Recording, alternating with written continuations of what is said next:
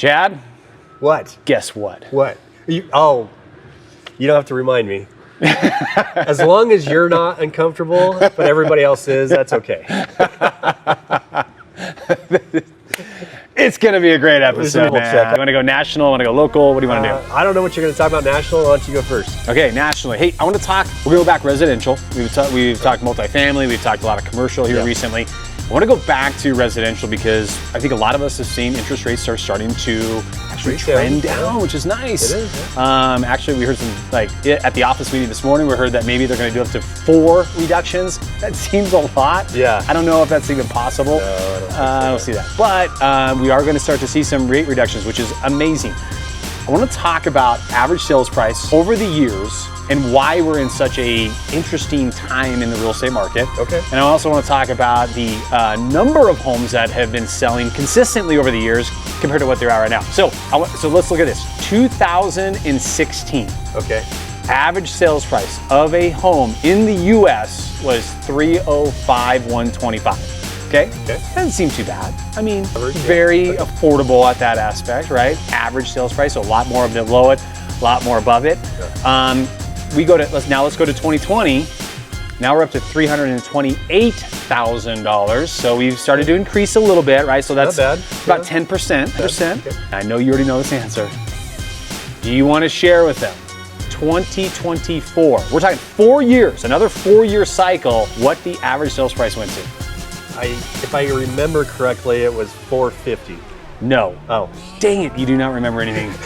Okay, now it's anticlimactic because it's not $450. That's very high. It's $418. $418. It was literally almost $100,000 more than prior to 4 years ago. So, I mean, we're talking about affordability factor. When you're $100,000, well, that's $25,000 each year that you're adding to the sales price of a home. Now, granted, interest rates were super low, right? So that made it a little bit, and we went through obviously an extremely volatile time in our country with COVID and all the things that happened. But when you're talking about average sales prices going up to $418, man, that is massive. And that has been the effect of why right now, this is the statistic that's expected, and you see this, we are averaging, so prior to 2024, we were averaging about 5.2 to 5.3 million homes sold every year. That was just on average. We were very consistent with that, right? Well, now, here we are, 2025, and we're kind of getting into that 2026 season almost, right? 2025 right now, we're gonna hit about 4 million homes sold. And we've done that for the last 3 years in a row. So very consistent, yeah. Very consistent in a very depressive real estate market, right? So you're talking about 20% lower over the last 3 years compared to what it has been traditionally in a very healthy real estate market. So if you're just wondering where were we started, where are we gone, that's kind of what's happening. There's a little bit of a history of what is going on in the residential market, man. So I really thought that was interesting looking at those statistics. Yeah. Huge increase, obviously, in the average sales price. I think COVID kind of screwed everybody up. Blew it out of the water. Yeah. And I don't want to spend 10 minutes talking about the COVID era because that's just crazy. But our viewers do want us to. They do. Okay, let's go. All right, maybe next episode. Okay, maybe next episode. All right, yeah, so local market, we have had another increase in pending sales. I think it's about 3 weeks in a row now. We increased 7. Over the last week, we're up to 190.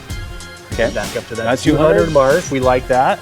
How much changed with 115 to the 500 range? The 500 plus range again dropped 2, so that's another few weeks in a row that has dropped.